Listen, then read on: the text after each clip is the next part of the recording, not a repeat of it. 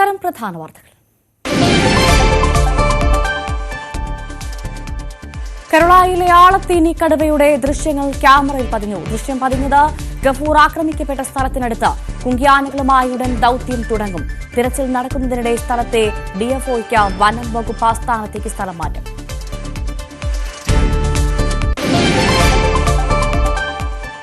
മുക്കുപണ്ടം പണയം വെച്ച ശേഷം മരിച്ചെന്ന് വരുത്തി 4.5 ലക്ഷം രൂപ തട്ടിയ കോട്ടയം സ്വദേശി പിടിയിൽ. ചെന്നൈയിൽ മൃതദേഹം സംസ്കരിച്ചെന്ന പത്രത്തിൽ വാർത്ത വരുത്തി. കോട്ടയം കുമാരനല്ലൂർ സ്വദേശി സജീവ് പിടിയിലായത് കൊടൈക്കനാലിൽ ഒളിവിൽ കഴിയുമ്പോൾ.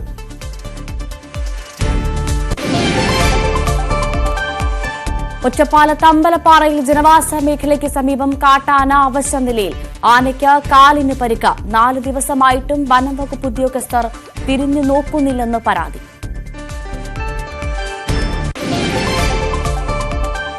വടശ്ശേരിക്കരയിൽ യുവാവ് കൊല്ലപ്പെട്ട സംഭവത്തിൽ ബന്ധു ഉൾപ്പെടെ 2 പേർ അറസ്റ്റിൽ. കൊലപാതകം മദ്യലഹരിയിൽ. പ്രകോപനം അസഭ്യം വിളിച്ചതെന്ന് മൊഴി.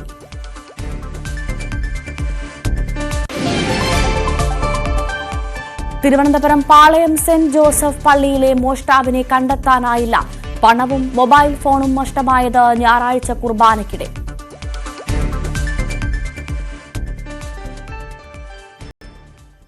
വിശദമായി നോക്കാം. മലപ്പുറം കാളികാവിൽ ടാപ്പിംഗ് തൊഴിലാളിയെ കൊന്ന കടുവയുടെ ദൃശ്യങ്ങൾ ക്യാമറയിൽ പതിഞ്ഞു. ഗഫൂറിന്റെ മൃതദേഹം കണ്ടെത്തിയ പ്രദേശത്ത് സ്ഥാപിച്ച ക്യാമറയിലാണ് കടുവയുടെ ദൃശ്യങ്ങൾ പതിഞ്ഞത്.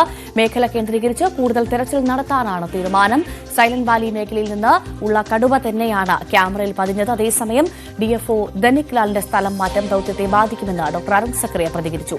ദൌത്യം പുരോഗമിക്കവെയാണ് നിലമ്പൂർ സൌത്ത് ഡിഎഫ്ഒയെ തിരുവനന്തപുരത്തേക്ക് സ്ഥലം മാറ്റിയത്. ബാധിക്കും, തീർച്ചയായിട്ടും ബാധിക്കുമല്ലോ. പുള്ളിയാണല്ലോ അത് ലീഡ് ചെയ്തുകൊണ്ടിരുന്നത്, പുള്ളിയാണല്ലോ. ഇതിനൊരു സെറ്റ് ബാക്ക് ഉണ്ട്, കുഴപ്പമുണ്ട്. അത് ഗവൺമെൻറ് തീരുമാനമല്ലേ, ഡിസിഷൻസ് അല്ലേ. പക്ഷെ നമ്മളൊരു ഓപ്പറേഷൻ അത് ഒരു ചെറിയൊരു he's leading that process. CB Anumod ചേരുന്നു വിവരങ്ങളുമായി. അനുമോദ്, ഏറ്റവും പ്രധാനപ്പെട്ട വിവരമാണ് ഇപ്പോൾ പുറത്തുവരുന്നത്. ഈ ആളെക്കൊല്ലി കടുവയ്ക്കായുള്ള തിരച്ചിൽ നടക്കുകയാണ്. കഴിഞ്ഞ കുറച്ച് ദിവസങ്ങളായി ആ പ്രദേശത്തുകാരുടെ മാനസികാവസ്ഥ നമുക്ക് ഊഹിക്കാവുന്നതിലും അപ്പുറമാണ്. ഭയപ്പെട്ട് ജീവിക്കേണ്ട സാഹചര്യം. ഇപ്പോഴിതാ വനംവകുപ്പ് സ്ഥാപിച്ച ക്യാമറയിൽ കടുവയുടെ ദൃശ്യങ്ങൾ പതിഞ്ഞു എന്ന് പറയുന്നു. അതും ഗഫൂറിന്റെ മൃതദേഹം കണ്ടെത്തിയ ആ പ്രദേശത്ത് തന്നെയാണ് ഇപ്പോൾ ഈ ദൃശ്യങ്ങൾ കണ്ടെത്തിയത്, അല്ലെങ്കിൽ കടുവയുടെ സാന്നിധ്യമുണ്ട് എന്ന് സ്ഥിരീകരിച്ചതല്ലേ. എങ്ങനെ പോകുന്നു അന്വേഷണം, തിരച്ചിൽ ഒക്കെ? ഭവ്യ, മിഷൻ അതിൻ്റെ ഏറ്റവും പ്രധാനപ്പെട്ട ഒരു ഘട്ടത്തിലേക്ക് കിടക്കുകയാണ്, അല്ലെങ്കിൽ ആദ്യ ബ്രേക്ക് മിഷന് കിട്ടിയിരിക്കുകയാണ്. കടുവയെ കണ്ടെത്താൻ കഴിയാത്തായിരുന്നു 2 ദിവസമായിട്ട് ദൗത്യ സംഘത്തെ വലച്ചിരുന്ന ഒരു പ്രധാനപ്പെട്ട ഒരു കാര്യം. അതിനാണ് ഇന്നിപ്പോൾ ബ്രേക്ക് ലഭിച്ചിരിക്കുന്നത്. ഇന്ന് രാവിലെയാണ് കടുവ ഈ ക്യാമറയിൽ പതിഞ്ഞിരിക്കുന്നത്. ഗഫൂറിൻ്റെ മൃതദേഹം കണ്ടെത്തിയ മേഖലയ്ക്ക് സമീപം സ്ഥാപിച്ച ക്യാമറയിലാണ് കടുവയുടെ ദൃശ്യം പതിഞ്ഞിരിക്കുന്നത്. ഇത് 2015 വനം വകുപ്പ് തന്നെ സൈലന്റ് വാലിയിൽ നിന്ന് കണ്ടെത്തിയ ഒരു കടുവ തന്നെയാണ്. സൈലന്റ് വാലി 1 എന്ന പേരാണ് ഇതിന് വനം വകുപ്പ് നൽകിയിട്ടുള്ളത്. അതേ കടുവയാണ് ഇപ്പോൾ 10 വർഷത്തിനിപ്പുറം ഈ ഒരു കാളികാവ് മേഖലയിലേക്ക് എത്തിയിരിക്കുന്നതെന്നാണ് വനംവകുപ്പ് സ്ഥിരീകരിക്കുന്നത്. അന്ന് കടുവയ്ക്ക് 8 വയസ്സായിരുന്നു പ്രായമെന്നും സൂചനയുണ്ട്. അപ്പോൾ ഈ ഒരു ഘട്ടമാകുമ്പോഴേക്കും 18 വയസ്സ്, അതായത് അതിൻ്റെ ഒരു വാർദ്ധക്യാവസ്ഥയിലേക്ക് എത്തിയ സാഹചര്യത്തിലായിരിക്കാം കടുവ ഈ ഒരു വനമേഖലയ്ക്ക് പുറത്ത് എത്തി ഇരതേടുന്ന ഒരു സാഹചര്യം ഉണ്ടായിരിക്കുന്നതെന്നാണ് വിലയിരുത്തൽ. ഇതാണെങ്കിലും ഈ കടുവയെ ദൃശ്യങ്ങൾ പതിഞ്ഞ മേഖല കേന്ദ്രീകരിച്ച് കൂടുതൽ തെരച്ചിൽ നടത്തുവാനാണ് ഇപ്പോൾ വനംവകുപ്പിൻ്റെ ലക്ഷ്യം. നേരത്തെ തന്നെ ഈ ഒരു മേഖല 25 അടിച്ചിട്ട് കിലോമീറ്റർ മേഖലയിൽ ആകെ ഉണ്ടായിരുന്ന തെരച്ചിൽ സംഘം ഇനി ഒരു പ്രദേശത്തേക്ക് മാത്രമായിട്ട് അവരുടെ തെരച്ചിൽ മാറ്റും. ഡ്രോണുകളും അതുപോലെ ക്യാമറകളും ഈ ഒരു മേഖലയിലേക്ക് മാത്രമായിട്ട് ഉപയോഗപ്പെടുത്തും. എവിടെയെങ്കിലും കൃത്യമായിട്ട് കടുവയെ സ്ഥിരീകരിക്കാൻ കഴിഞ്ഞാൽ കുങ്കിയാനകളെ അവിടേക്ക് കൊണ്ടുപോയി ദൗത്യത്തിൻ്റെ അടുത്ത ഘട്ടത്തിൽ കിടക്കുമെന്നാണ് അരുൺ സക്കറിയ വ്യക്തമാക്കിയിട്ടുള്ളത്. അതേസമയം ഈ ദൗത്യത്തിന് നേതൃത്വം കൊടുക്കുന്ന ധനിക് ലാലിൻ്റെ സ്ഥലമാറ്റം, DFO ധനിക് ലാലിൻ്റെ സ്ഥലമാറ്റമാണ് ഇപ്പോൾ ഈ ദൗത്യത്തിന് തന്നെ ആശങ്കയിലാക്കുന്ന മറ്റൊരു പ്രതിസന്ധി തീർത്തിരിക്കുന്നത്. അരുൺ സക്കറിയ തന്നെ വ്യക്തമാക്കിയത് ദൗത്യത്തിന് മികച്ച രീതിയിൽ മുന്നേറ്റം നടത്താൻ അല്ലെങ്കിൽ നേതൃത്വം കൊടുക്കുന്ന ആൾ മാറുന്നത് ദൗത്യത്തെ തീർച്ചയായും ബാധിക്കും. അത് തിരിച്ചടി ഉണ്ടാക്കുന്ന സാഹചര്യം തന്നെയായിരിക്കും ഉണ്ടാക്കുക. കാരണം ധനികലാലിനെ സംബന്ധിച്ച് ഈ ഒരു മേഖലയെക്കുറിച്ച് കൃത്യമായ ധാരണയുണ്ട്, ദൗത്യസേനാംഗങ്ങളെക്കുറിച്ച് കൃത്യമായ ധാരണയുണ്ട്, ഏത് ഘട്ടത്തിൽ എന്ത് തരത്തിൽ തീരുമാനമെടുക്കുന്നതിനെക്കുറിച്ച് കൃത്യമായ ധാരണയുണ്ട്. അത്തരത്തിൽ ഈ ഒരു ദൗത്യത്തെ വളരെ മികച്ച രീതിയിൽ മുന്നിൽ നയിക്കുമ്പോൾ പെട്ടെന്ന് നായകനായി നിൽക്കുന്ന ആൾ മാറുക എന്നത് ദൗത്യത്തെ വലിയ തോതിൽ ബാധിക്കുമെന്ന് ഡോക്ടർ അരുൺ സക്കറി തന്നെ പറയുമ്പോൾ അത് വലിയ ആശങ്ക ഈ ദൗത്യ സേനാംഗങ്ങൾക്കും അതുപോലെ ഈ നാട്ടുകാർക്കും ഒരുപോലെ തന്നെ നൽകുന്നുണ്ട്. ഇന്ന് ഉച്ചയോടെയാണ് ധനികലാലിനെ തിരുവനന്തപുരത്തേക്ക് സ്ഥലം മാറ്റിക്കൊണ്ടുള്ള ഉത്തരവ് പുറത്തിറങ്ങിയത്. തിരുവനന്തപുരത്തെ ഫോറസ്റ്റ് ആസ്ഥാനത്തുള്ള ACF ആയിട്ടുള്ള K രാഗേഷാണ് പകരം സൗത്ത് DF ആയിട്ട് ഇങ്ങോട്ട് വരിക. പക്ഷേ ഈ ഒരു ദൗത്യം നിർണായക ഘട്ടത്തിലെത്തി നിൽക്കുമ്പോൾ ഇനി ഈ സ്ഥലമാറ്റം അത് വലിയ പ്രതിഷേധങ്ങൾക്ക് വഴിയൊരുക്കും എന്നിരിക്കെ മറ്റ് എന്തെങ്കിലും സാഹചര്യങ്ങളിൽ അത് മാറുമോ എന്നുള്ളതാണ് കണ്ടറിയേണ്ടത്. എന്നാണെങ്കിലും വളരെ പ്രധാനപ്പെട്ട കാര്യം ദൗത്യം അതിൻ്റെ നിർണായക ബ്രേക്കിങ്ങിൽ എത്തുന്ന സമയത്ത് അതിൻ്റെ മുന്നിൽ നിന്ന് നയിക്കുന്ന ആൾ സ്ഥലം മാറിപ്പോകുന്നു എന്നുള്ളതാണ്.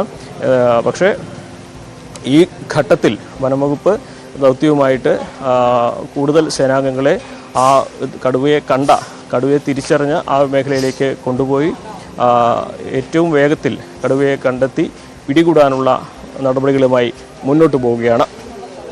ഭവ്യ. വ്യക്തമാണ്. സിബി അനുമോദാണ് വിശദവിവരങ്ങൾ പങ്കുവച്ചത്. പാലക്കാട് ജനവാസ മേഖലയ്ക്ക് സമീപം കാട്ടാനെ അവശനിലയിൽ കണ്ടെത്തി. അമ്പലപ്പാറ വനഭൂമിയോട് ചേർന്ന പ്രദേശത്താണ് ആനയെ കണ്ടത്. കാലിന് പരിക്കേറ്റ നിലയിലാണ് ആന. 4 ദിവസമായിട്ടും വനംവകുപ്പ് ഉദ്യോഗസ്ഥർ തിരിഞ്ഞു നോക്കുന്നില്ലെന്നാണ് പരാതി.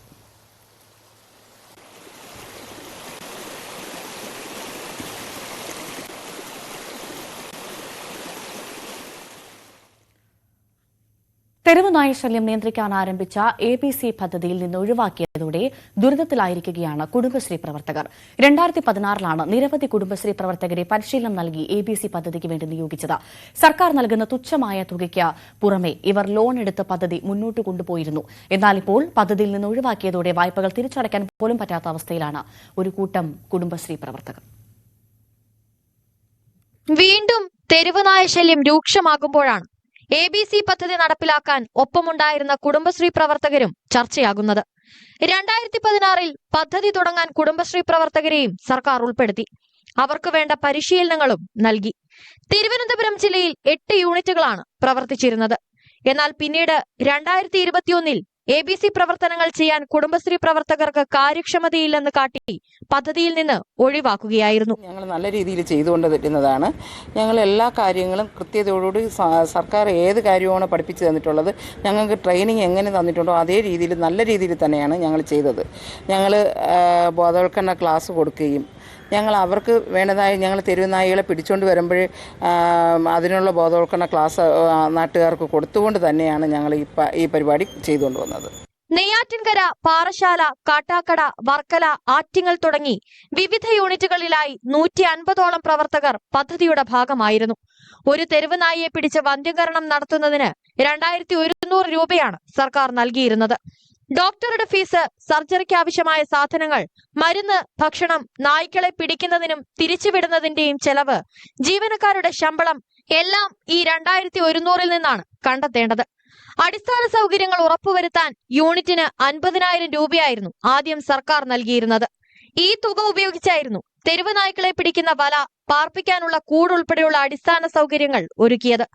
പിടികൂടുന്ന തെരുവ് നായ്ക്കളുടെ എണ്ണം വർദ്ധിച്ച സാഹചര്യത്തിൽ യൂണിറ്റുകളിലെ കുടുംബശ്രീ പ്രവർത്തകർ പരസ്പര സഹായത്തോടുകൂടി 3 മുതൽ 4 ലക്ഷം രൂപ വരെ വായ്പകൾ എടുത്ത് കൂടുൾപ്പെടെയുള്ള അടിസ്ഥാന സൗകര്യങ്ങൾ വീണ്ടും മെച്ചപ്പെടുത്തി. ഇത്തരത്തിൽ പ്രവർത്തനങ്ങൾ നടത്തി വരുമ്പോഴാണ് 2021 പദ്ധതിയിൽ നിന്ന് കുടുംബശ്രീ പ്രവർത്തകരെ ഒഴിവാക്കുന്നത്. ABC പ്രവർത്തനങ്ങൾ ചെയ്യാൻ കുടുംബശ്രീ പ്രവർത്തകർക്ക് കാര്യക്ഷമതയില്ലെന്ന് കാട്ടിയായിരുന്നു നടപടി. അപ്പോൾ ഇത് സർക്കാർ ഞങ്ങളെ ഒന്നുകൂടെ, കാരണം ഞങ്ങൾ ഈ 150 ആൾക്കാരുണ്ട്, ഈ യൂണിറ്റുകളിലുള്ള എല്ലാ ആൾക്കാരെയും തിരിച്ച് ഞങ്ങളിപ്പോൾ ഊട്ടി ട്രെയിനിങ് കഴിഞ്ഞവരുണ്ട്, സംസ്ഥാന സർക്കാരിൻ്റെ ട്രെയിനിങ് കഴിഞ്ഞവരുണ്ട്, ഇങ്ങനെയുള്ള 2 ട്രെയിനിങ് കഴിഞ്ഞവരും ഇതിൻ്റെ അകത്തുണ്ട്. അവരെ തിരിച്ചെടുത്തിട്ട് ഞങ്ങളെ ഒന്നുകൂടെ നല്ല രീതിയിൽ ഈ ABC നിലവിൽ കൊണ്ടുവരണം, തെരുവ് നായ് ശല്യം കുറയ്ക്കണം എന്നാണ് എൻ്റെ ഒരു ചെറിയൊരു അപേക്ഷയും അഭ്യർത്ഥനയും ഉള്ളത്. പദ്ധതിയിൽ നിന്ന് ഒഴിവാക്കിയതോടെ ഈ കുടുംബശ്രീ പ്രവർത്തകരുടെ അവസ്ഥ ദയനീയമായിരിക്കുകയാണ്. ലഭ്യമായിരുന്ന തുക ഇല്ലാതായതും പദ്ധതിക്ക് വേണ്ടി എടുത്ത ലോൺ ബാക്കിയായതും ഇവരെ വലിയ വിഷമത്തിലാക്കിയിരിക്കുകയാണ്. 2022 ഈ പ്രവർത്തകർ അനിമൽ ബോർഡിന്റെ പ്രത്യേക പരിശീലനവും സംസ്ഥാന സർക്കാരിന്റെ പരിശീലനവും നേടി. ABC പദ്ധതിയിൽ വീണ്ടും ഉൾപ്പെടുത്തണമെന്നാണ് ഇവർ ആവശ്യപ്പെടുന്നത്. തെരുവ് നായ ശല്യം രൂക്ഷമായിരിക്കുന്ന ഈ സാഹചര്യത്തിൽ സർക്കാരിന്റെ ഉചിതമായ ഒരു ഇടപെടലിന് വേണ്ടി കാത്തിരിക്കുകയാണ് കുടുംബശ്രീ പ്രവർത്തകർ. തെരുവ് നായ ശല്യം വർദ്ധിച്ചു വരുന്ന ഈ സാഹചര്യത്തിൽ കുടുംബശ്രീയുടെ ഈ പദ്ധതി പഠിച്ചു മനസ്സിലാക്കി സർക്കാർ ഉചിതമായ നടപടി സ്വീകരിക്കണമെന്നുള്ളതാണ് നമുക്കും പറയാനുള്ളത്. Arun Mohan, news 18, Neyyattinkara. Kollam Punalur railway station പ്ലാറ്റ്ഫോമിൽ വീണ്ടും പാമ്പ്. ഉഗ്രവിഷമുള്ള അണലിയുടെ കുഞ്ഞാണ് 1-ാം നമ്പർ പ്ലാറ്റ്ഫോമിൽ ഇഴഞ്ഞെത്തിയത്. പാലക്കാട് നിന്നുള്ള പാലരുവി എക്സ്പ്രസ് എത്തിയ സമയം 1-ാം നമ്പർ പ്ലാറ്റ്ഫോമിലാണ് പാമ്പിനെ കണ്ടത്. അധികൃതർ പാമ്പിനെ കണ്ടതിനാൽ യാത്രക്കാർ കടിയേൽക്കാതെ രക്ഷപ്പെട്ടു. 3 ആഴ്ചയ്ക്ക് മുൻപ് 18-കാരിക്ക് ഇവിടെ വെച്ച് പാമ്പ് കടിയേറ്റിരുന്നു. വിഷപ്പാമ്പുകളുടെ വിഹാര കേന്ദ്രമായി മാറിയിരിക്കുകയാണ് കൊല്ലം പുനലൂർ റെയിൽവേ സ്റ്റേഷൻ. 3 ആഴ്ചത്തെ ഇടവേളയ്ക്കിടെ ഇത് 4-ാം തവണയാണ് പ്ലാറ്റ്ഫോമിൽ പാമ്പെത്തുന്നത്. ഇത്തവണ അണലിയുടെ കുഞ്ഞിനെയാണ് പ്ലാറ്റ്ഫോമിൽ അധികൃതർ കണ്ടത്. പാലക്കാട് നിന്നുള്ള പാലരുവി എക്സ്പ്രസ് എത്തിയ സമയമായിരുന്നെങ്കിലും അധികൃതർ പാമ്പിനെ കണ്ടതിനാൽ കടിയേൽക്കാതെ യാത്രക്കാർ രക്ഷപ്പെട്ടു. ഇവിടെ ഇനി ഒരു മരണം സംഭവിച്ചതിന് ശേഷം വൃത്തിയാക്കാൻ വേണ്ടിയിട്ടാണോ ഇരിക്കുന്നത്? അതല്ലാതെ യാത്രക്കാർക്ക് സുരക്ഷിതമായിട്ട് വന്ന് ട്രെയിനിൽ കയറി പോകാനുള്ള സാഹചര്യം പുനലൂരിൽ വർക്കെടുത്തിട്ടുള്ള കോൺട്രാക്ടർ ഇമ്മീഡിയറ്റ്ലി ആ യാത്രയ്ക്ക് സൗകര്യമായ കാട് വെട്ടിത്തെളിച്ച് യാത്രക്കാർക്ക് സുഗമമായിട്ട് വന്ന് ട്രെയിനിൽ കയറാനുള്ള സാഹചര്യം ഒരുക്കണം എന്നാണ് ഈ അവസരത്തിൽ അറിയിക്കാനുള്ളത്. 3 ആഴ്ച മുൻപ് സ്റ്റേഷനിലെ 1-ാം നമ്പർ പ്ലാറ്റ്ഫോമിൽ തീവണ്ടി ഇറങ്ങിയ അഞ്ചൽ കോട്ടുകൽ സ്വദേശിനി 18 വയസ്സുള്ള ശ്രീലക്ഷ്മിയെ പാമ്പ് കടിച്ചിരുന്നു. പുലർച്ചെ 5:30 സ്റ്റേഷനിലെത്തിയ ചെന്നൈ എഗ്മോർ കൊല്ലം തീവണ്ടിയിൽ നിന്നിറങ്ങി പുറത്തേക്ക് നടക്കുന്നതിനിടെയായിരുന്നു സംഭവം. ഇതിന്റെ തൊട്ടുപിറ്റേന്ന് രാത്രി 8:15 റെയിൽവേ പോലീസും റെയിൽവേ സംരക്ഷണ സേനയും സംയുക്തമായി പരിശോധന നടത്തുമ്പോൾ 1-ാം നമ്പർ പ്ലാറ്റ്ഫോമിൽ വീണ്ടും 2 പാമ്പുകളെ കണ്ടെത്തി. ഒരാഴ്ച മുൻപ് ഉച്ചയ്ക്ക് സ്റ്റേഷൻ മാസ്റ്ററുടെ മുറിയിലേക്ക് മൂർഖൻ ഇഴഞ്ഞെത്തി.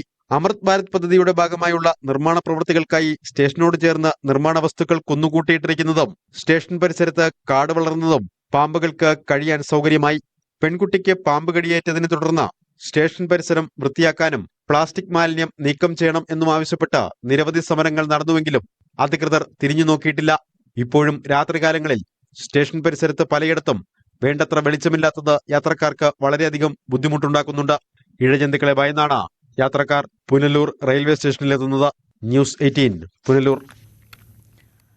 പത്തനംതിട്ട വടശ്ശേരിക്കരയിലെ യുവാവിന്റെ കൊലപാതകത്തിൽ ബന്ധു ഉൾപ്പെടെ 2 പേർ അറസ്റ്റിൽ. മരിച്ച ജോബിയുടെ സുഹൃത്ത് വിശാഖ്, ബന്ധു രജി എന്നിവരാണ് പ്രതികൾ.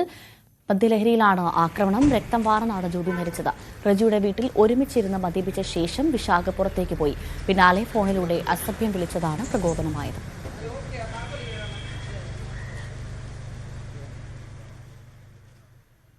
മുതലപ്പുഴയിൽ പ്രതിഷേധം തുടരാൻ സമരസമിതിയുടെ തീരുമാനം. അധികൃതർ മത്സ്യത്തൊഴിലാളികളെ വെല്ലുവിളിക്കുന്നുവെന്ന് മത്സ്യത്തൊഴിലാളികൾ ആരോപിക്കുന്നു. കഴിഞ്ഞ ദിവസമുണ്ടായ പ്രതിഷേധത്തെ തുടർന്ന് ഡ്രഡ്ജറും എക്സ്കവേറ്ററും ഇന്നു മുതൽ പ്രവർത്തിപ്പിക്കുമെന്ന് അധികൃതർ ഉറപ്പു നൽകിയിരുന്നു. എന്നാൽ സുരക്ഷാ പ്രശ്നം ചൂണ്ടിക്കാട്ടി ഇന്ന് രാവിലെ മുതൽ ഹാർബർ എഞ്ചിനീയറിംഗ് വകുപ്പ് ഡ്രഡ്ജിംഗ് നിർത്തിവെച്ചു.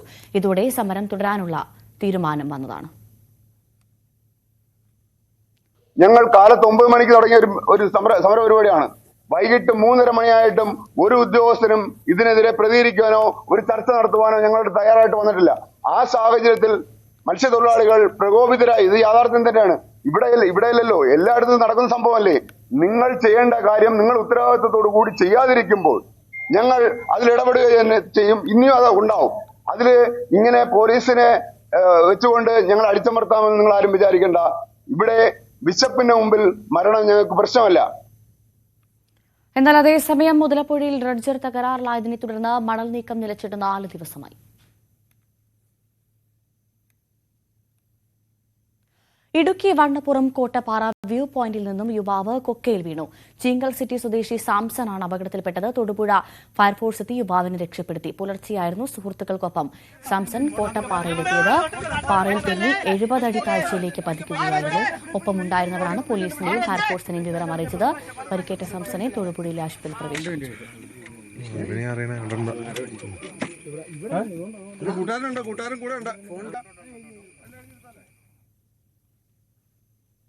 പാലക്കാട് MDMA-യുമായി യുവാക്കൾ പിടിയിൽ. പോമ്പ്ര സ്വദേശി ജിതേഷ്, സിറാജുദ്ദീൻ എന്നിവരാണ് പിടിയിലായത്. മണ്ണാർക്കാട് പോമ്പ്രയിലാണ് സംഭവം. ഇവരുടെ കാറും കസ്റ്റഡിയിലെടുത്തു. ശ്രീകൃഷ്ണപുരം, എമ്പുലാശ്ശേരി, പൊമ്പ്ര, കൂട്ടിലക്കടവ് പ്രദേശങ്ങളിൽ MDMA വിൽപ്പന നടത്തി വരുന്ന ആളാണ് ജിതേഷ് എന്ന് പോലീസ് പറഞ്ഞു. കൊല്ലത്ത് പൊറോട്ട നൽകാത്തതിന് കടയുടമയെ ആക്രമിച്ച കേസിൽ 2ാം പ്രതിയും അറസ്റ്റിൽ. കരിങ്കോട് സ്വദേശി മുഹമ്മദ് റാഫിയാണ് പിടിയിലായത്. മങ്ങാട് സ്വദേശി നിഖിലേഷ് നേരത്തെ അറസ്റ്റിലായിരുന്നു. സെന്റ് ആന്റണീസ് ടീ സ്റ്റാൾ ഉടമ അമൽകുമാറിനെയാണ് ഇരുവരും ചേർന്ന് മർദ്ദിച്ചത്. പട്ടാമ്പിയിൽ വ്യാജ മദ്യവിൽപ്പന പിടികൂടി. മേലെ പട്ടാമ്പി കാലടി വീട്ടിൽ രാജൻ പിടിയിലായി. എക്സൈസിന്റെ നേതൃത്വത്തിലായിരുന്നു പരിശോധന. സംഭവത്തിൽ മേലെ പട്ടാമ്പി കാലടി വീട്ടിൽ രാജനെ അറസ്റ്റ് ചെയ്തു. പണിതിട്ടും പണിതീരാത്തൊരു ആശുപത്രിയുണ്ട് ഇടുക്കി രാജാക്കാട്. 4 വർഷം മുൻപ് തുടങ്ങിയ ഹോമിയോ ആശുപത്രി നിർമ്മാണമാണ് എങ്ങുമെത്താതെ കിടക്കുന്നത്. രാജാക്കാട് ഗ്രാമപഞ്ചായത്തിലെ IHRD കെട്ടിടത്തിലെ ഇടുങ്ങിയ മുറിയിലാണ് ഹോമിയോ ആശുപത്രി പ്രവർത്തിക്കുന്നത്. ആശുപത്രിക്ക് അടിസ്ഥാന സൗകര്യമുള്ള കെട്ടിടം വേണമെന്നത് ദീർഘനാളായുള്ള ആവശ്യമാണ്. തുടർന്ന് 2019 ആശുപത്രിക്കായി പുതിയ കെട്ടിടം നിർമ്മിക്കുവാൻ സ്ഥലമേറ്റെടുത്തു. 2020 MLA ഫണ്ടിൽ നിന്ന് കെട്ടിടം നിർമ്മിക്കാൻ 40 ലക്ഷം രൂപയും അനുവദിച്ചു. നിർമ്മാണവും തുടങ്ങി. പിന്നാലെ പ്രവൃത്തി നിലയ്ക്കുകയായിരുന്നു. ഈ ഹോമിയോ ആശുപത്രിക്ക് ഫണ്ട് അനുവദിച്ചൊപ്പം തന്നെ കേരളത്തിലെ പല 7-8 ആശുപത്രികൾക്ക് ഫണ്ട് അനുവദിച്ചിരുന്നു.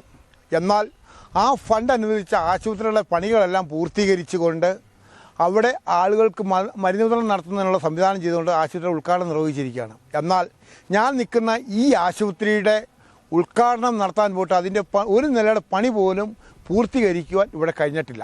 നിരവധി പേരെത്തുന്ന ആശുപത്രി സ്ഥലപരിമിതിയിൽ ബുദ്ധിമുട്ടുമ്പോഴും പ്രശ്നപരിഹാരം വൈകുകയാണ്. ന്യൂസ് 18 ഇടുക്കി. ചിരകാല സ്വപ്നം യാഥാർത്ഥ്യമാക്കി മുതുമല കുടുംബാരോഗ്യ കേന്ദ്രത്തിന്റെ പ്രവർത്തനം ഇനി സ്വന്തം കെട്ടിടത്തിലേക്ക്. 2 കോടി രൂപ ചെലവഴിച്ചാണ് മികച്ച സൗകര്യങ്ങളോടെ കെട്ടിട നിർമ്മാണം പൂർത്തിയാക്കിയത്. ഈ മാസം 18-ന് കെട്ടിട ഉദ്ഘാടനമാകുന്നതോടെ പൂർണ്ണമായും പുതിയ കെട്ടിടത്തിലാകും ആശുപത്രിയുടെ പ്രവർത്തനം. വർഷങ്ങളായി വാടക കെട്ടിടത്തിൽ ഏറെ പരിമിതിക്കുള്ളിലാണ് മുതുതല പ്രാഥമികാരോഗ്യ കേന്ദ്രം പ്രവർത്തിച്ചു വരുന്നത്. സ്ഥലപരിമിതിയിൽ ജീവനക്കാരും രോഗികളും ഏറെ പ്രയാസത്തിലായിരുന്നു. പ്രാഥമികാരോഗ്യ കേന്ദ്രം കുടുംബാരോഗ്യ കേന്ദ്രമാക്കി ഉയർത്തിയതോടെ ആവശ്യത്തിന് സൗകര്യമില്ലാതായി. ഈ സാഹചര്യത്തിലാണ് മികച്ച സൗകര്യത്തോടുള്ള പുതിയ ഇടനില കെട്ടിടം നിർമ്മിക്കാൻ പദ്ധതിയായത്. 2 കോടി രൂപ ചെലവഴിച്ചുള്ള കെട്ടിട നിർമ്മാണമാണ് ഇപ്പോൾ പൂർത്തിയായത്. അത്യാധുനിക രീതിയിൽ സ്വകാര്യ ആശുപത്രികളോട് കിടപിടിക്കുന്ന തരത്തിലാണ് പുതിയ കെട്ടിടം യാഥാർത്ഥ്യമായത്. ഇതോടെ ജില്ലയിലെ ഏറ്റവും വലിയ പ്രാഥമികാരോഗ്യ കേന്ദ്രമായി മുതുതല ആരോഗ്യ കേന്ദ്രം മാറി. 8000 ചതുരശ്ര അടി വിസ്തീർണത്തിലാണ് നിർമ്മാണം. OP, ഡോക്ടർ റൂമുകൾ, pharmacy, laboratory, mini operation theatre, observation room, conference hall തുടങ്ങിയവയാണ് കെട്ടിടത്തിൽ വിഭാവന ചെയ്തിട്ടുള്ളത്. PWD വിഭാഗത്തിന്റെ മേൽനോട്ടത്തിലായിരുന്നു നിർമ്മാണം. ന്യൂസ് 18 പാലക്കാട്. പരിപാലനമില്ലാതെയും ശോചനീയാവസ്ഥ നേരിട്ടും നാശത്തിന്റെ വക്കിലെത്തിയ പൊതുകുളത്തെ പുനരുജ്ജീവനത്തിലൂടെ വീണ്ടെടുക്കുന്ന വാർത്ത കാണാമിനി. പാലക്കാട് നാഗലശ്ശേരി പഞ്ചായത്തിലെ മാങ്ങാട്ടുകുളമാണ് ഒരു ഗ്രാമത്തിലെ കാർഷിക മേഖലയ്ക്കും കുടിവെള്ള ലഭ്യതയ്ക്കും ഒരുപോലെ പ്രയോജനകരമായ രീതിയിൽ നവീകരിച്ചത്. 100 വർഷത്തിലധികം പഴക്കമുള്ള പാലക്കാട് നാഗലശ്ശേരി പഞ്ചായത്തിലെ മങ്ങാട്ടുകുളത്തിന്റെ അരിക് ഇടിഞ്ഞും കാടുപിടിച്ചും പരിപാലനമില്ലാതെ നാശത്തിന്റെ വക്കിലായിരുന്നു. തൃത്താല മണ്ഡലത്തിലെ തന്നെ വലിയ കുളങ്ങളിലൊന്നായ മങ്ങാട്ടുകുളത്തിന്റെ പഴയ അവസ്ഥയാണിത്.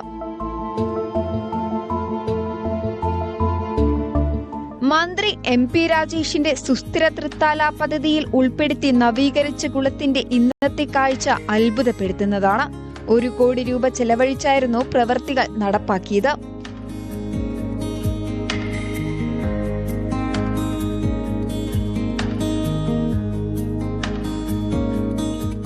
സെന്റിലധികം വിസ്തൃതിയുള്ള കുളം ഒരു കാലത്ത് പ്രദേശത്തെ കാർഷിക മേഖലയുടെയും കുടിവെള്ള ലഭ്യതയുടെയും പ്രധാന സ്രോതസ്സായിരുന്നു.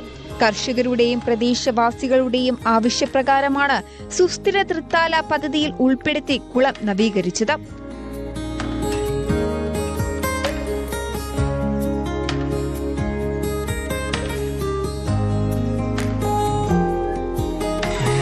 ഏതാനും വർഷങ്ങൾക്കായി മുമ്പായി വളരെ മോശപ്പെട്ട രീതിയിൽ ഉപയോഗശൂന്യമായി കിടക്കുന്ന കുളം കഴിഞ്ഞ ബഡ്ജറ്റ് ഫണ്ടായി 1 കോടി രൂപ ഈ കുളത്തിന് അനുവദിക്കുകയും ഈ പ്രദേശത്തുകാരുടെയും പഞ്ചായത്തിൻ്റെയും അഭ്യർത്ഥന മാനിച്ചുകൊണ്ട് ഈ കുളത്തിൻ്റെ പണി ഇപ്പോൾ ഏതാണ്ട് പൂർത്തീകരിച്ചിരിക്കുകയാണ്. കുളത്തിൽ കുളത്തിലെ ചളി നീക്കം ചെയ്ത് ആഴം കൂട്ടി പടവുകൾ നിർമ്മിച്ചു. കരിങ്കല്ലുകൾ കൊണ്ട് സൈഡ് ഭിത്തി നിർമ്മാണം പൂർത്തിയാക്കി. കുളത്തിനു ചുറ്റും ഇന്റർലോക്ക് സ്ഥാപിച്ചു. സംരക്ഷണ വേലിക്കൊപ്പം ഇരിപ്പിടവും നിർമ്മിച്ചിട്ടുണ്ട്. കൂടാതെ സോളാർ ലൈറ്റും സ്ഥാപിക്കും. 40 ഹെക്ടറിലധികം വരുന്ന കൃഷിസ്ഥലത്ത് ജലസേചനം ലഭ്യമാക്കുന്നതിനും പൊതുജനങ്ങൾക്ക് കുളിക്കുന്നതിനും മറ്റും ഉപയോഗപ്രദമാക്കുന്നതോടൊപ്പം നീന്തൽ പരിശീലനം നൽകാനും ലക്ഷ്യമിടുന്നുണ്ട്. ന്യൂസ് 18 പാലക്കാട്. പട്ടാമ്പിയിൽ നിന്നും കൊപ്പത്തേക്കുള്ള പട്ടാമ്പി മുതുമല ആമയൂർ റോഡിന്റെ നവീകരണ നടപടികൾ പുരോഗമിക്കുന്നു. PWDയും കിഫ്ബിയും ചേർന്നാണ് പ്രവൃത്തികൾ നടപ്പാക്കുന്നത്.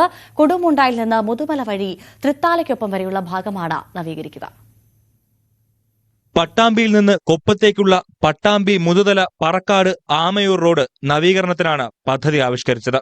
വർഷങ്ങൾക്ക് മുമ്പ് കിഫ്ബി പദ്ധതിയിൽ റോഡ് നവീകരിക്കാൻ പദ്ധതിയായെങ്കിലും മുതുതല അയ്യപ്പൻ കാവിന് സമീപത്തുള്ള പുതുപാലം പുതുക്കി പണിയുന്നതുൾപ്പെടെയുള്ള സാങ്കേതിക പ്രശ്നങ്ങൾ വിലങ്ങുതടിയായി. പട്ടാമ്പി മുതൽ കൊടുമുണ്ടയാറം വരെയുള്ള റോഡിന്റെ ഭാഗം നേരത്തെ റബ്ബറൈസ് ചെയ്ത് നവീകരിച്ചതുമാണ്. തുടർന്നുള്ള 6 കിലോമീറ്ററോളം വരുന്ന പാതയാണ് ആധുനിക രീതിയിൽ നവീകരിക്കുന്നത്. പട്ടാമ്പിയിൽ നിന്ന് പള്ളിപ്പുറത്തേക്കും വളാഞ്ചേരി ഭാഗത്തേക്കും ഈ പാതയിലൂടെ ബസ്സുകൾ സർവീസ് നടത്തുന്നുണ്ട്. അറ്റകുറ്റപ്പണികളല്ലാതെ റോഡിൽ കാര്യമായ നവീകരണം നടത്തിയിട്ട് ഏറെക്കാലമായി. ഈ സാഹചര്യത്തിലാണ് മുഹമ്മദ് മുഹസിൻ MLA ഇടപെടലിനെ തുടർന്ന് റോഡ് നവീകരിക്കാൻ പദ്ധതി തയ്യാറാക്കിയത്. അടുത്ത മാസത്തോടുകൂടി, ഈ മെയ് മാസത്തോടുകൂടി അതിൻ്റെ ഉദ്ഘാടനം കൂടി നടക്കുന്ന ഒരവസ്ഥയുണ്ട്. ഗ്രൗണ്ട്, നമ്മുടെ പഞ്ചായത്തിൻ്റെ ഗ്രൗണ്ട്, അതിൻ്റെ പ്രവർത്തനത്തിന് MLA 50 ലക്ഷവും അതുപോലെ തന്നെ സ്പോർട്സ് കൗൺസിൽ 50 ലക്ഷവും അനുവദിച്ചിട്ട് 1 കോടി രൂപയുടെ വർക്ക് അതിൻ്റെ ഭാഗമായിട്ട് നടക്കുകയാണ്. പഞ്ചായത്ത് NREGSൽ ഉൾപ്പെടുത്തി അതിൻ്റെ വർക്കും, അങ്ങനെ നമ്മുടെ പഞ്ചായത്തിലെ കഴിഞ്ഞ കാലഘട്ടങ്ങളിൽ ജനങ്ങൾ ആഗ്രഹിച്ചിരുന്ന വികസന പ്രവർത്തനങ്ങളൊക്കെ പൂർത്തീകരിക്കുന്ന ഒരു സ്ഥിതിവിശേഷത്തിൽ പോകുന്നു എന്നത് വളരെ ആശ്വാസകരമാണ്. പൊതുമരാമത്ത് വകുപ്പും കിഫ്ബിയും ചേർന്നാണ് പാത നവീകരിക്കുക. കൊടുമുണ്ട മുതൽ മുതുതല പുതുപാലം വരെയുള്ള 2 കിലോമീറ്ററോളം റോഡ് നവീകരിക്കാൻ 5.5 കോടി രൂപയാണ് അനുവദിച്ചിരിക്കുന്നത്. ഇതിന്റെ സാങ്കേതിക അനുമതി ലഭ്യമാവുന്ന മുറയ്ക്ക് ടെൻഡർ നടപടികൾ തുടങ്ങും. ഇതോടൊപ്പം പുതുപാലം പുതുക്കി പണിയാൻ 4.5 കോടിയോളം രൂപ അനുവദിച്ചിട്ടുണ്ട്. ഇതിന്റെ തുടർ നടപടികളും നടന്നു വരുന്നതേയുള്ളൂ. മുതുതല പുതുപാലം മുതൽ തൃത്താലക്കൊപ്പം വരെയുള്ള റോഡ് കിഫ്ബിയുടെ മേൽനോട്ടത്തിലാണ് നവീകരിക്കുക. 7.5 മീറ്റർ വീതിയിലാകും റോഡ് നവീകരിക്കുക. അഴുക്കുചാലുകൾ, ഓവുപാലങ്ങളുടെ പുനർനിർമ്മാണം എന്നിവയും ഉണ്ടാകും. നവീകരണ പ്രവൃത്തികൾ ഉടൻ ആരംഭിക്കുമെന്ന് പ്രതീക്ഷയിലാണ് നാട്ടുകാർ. ന്യൂസ് 18 പട്ടാമ്പി. പുനർനിർമ്മാണത്തിനായി കായംകുളത്തെ പത്തിയൂർ പാലം പൊളിച്ചു തുടങ്ങി. കരിപ്പുഴ തോടിന് കുറുകെയുള്ള പാലമാണ് പൊളിക്കുന്നത്. 6 മാസത്തിനുള്ളിൽ പുതിയ പാലം നിർമ്മാണം പൂർത്തിയാക്കാനാണ് ലക്ഷ്യം. കരിപ്പുഴ തോടിനു കുറുകെ കാൽനടയ്ക്കും ബൈക്കിനും പോകാൻ സമാന്തര ഇരുമ്പ് പാലം സജ്ജമാക്കിയിരുന്നു. ഇതിനു ശേഷമാണ് പാലം പൊളിക്കുന്നത്.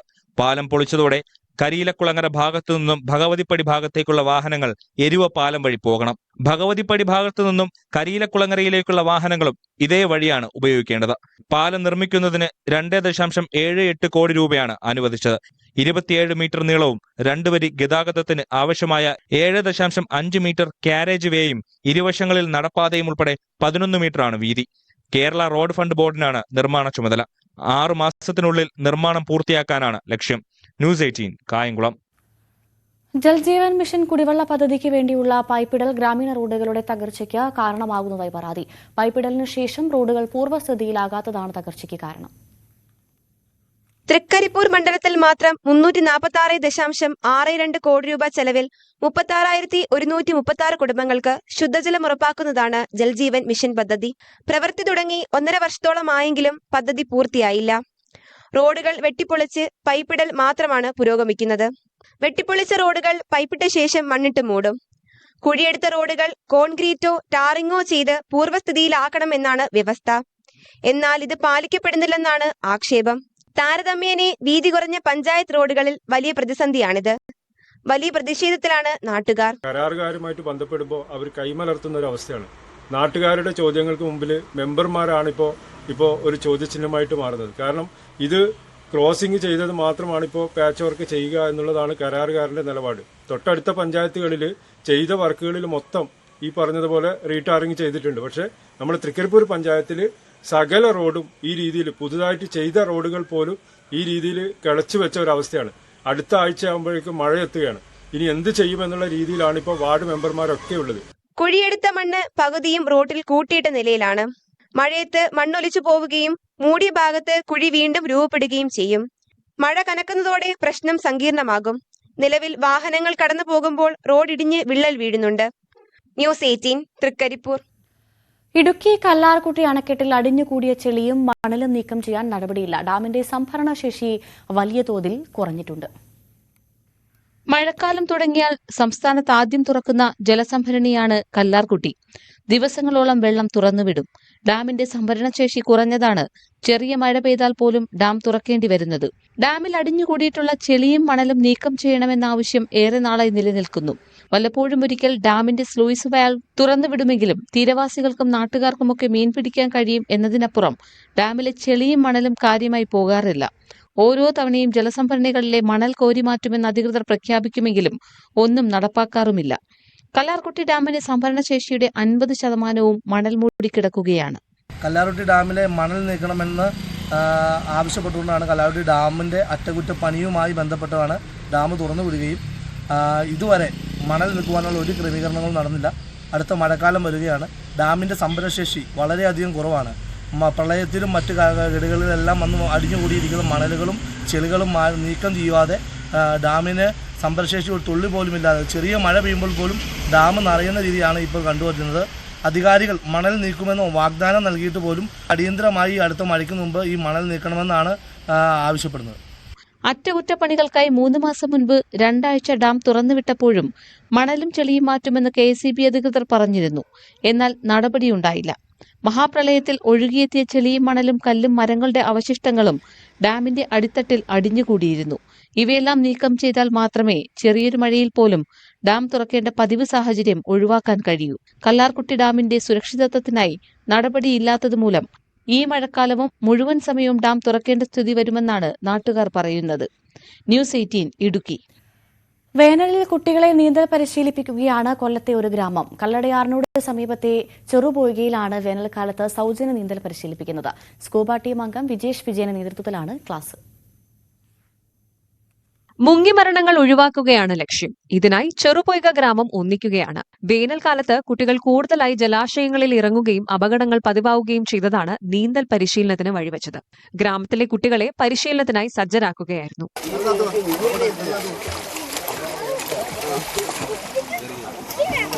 മുഖ്യമന്ത്രിയുടെ അഗ്നിരക്ഷാസേന മെഡൽ കരസ്ഥമാക്കിയ fire and rescue scuba team അംഗം വിജേഷ് വിജയനാണ് പരിശീലനം നൽകുന്നത്.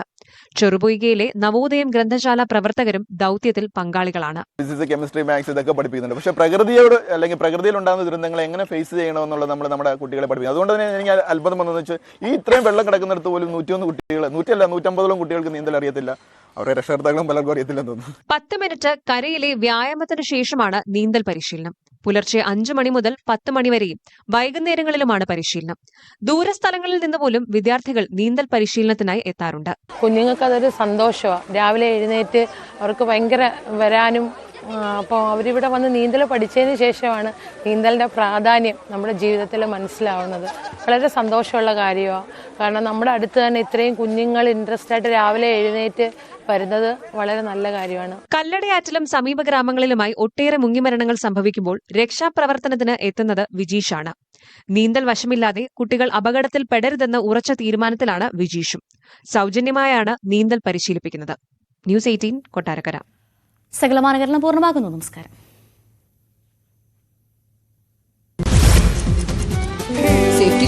എല്ലാം കഴിഞ്ഞു മാം.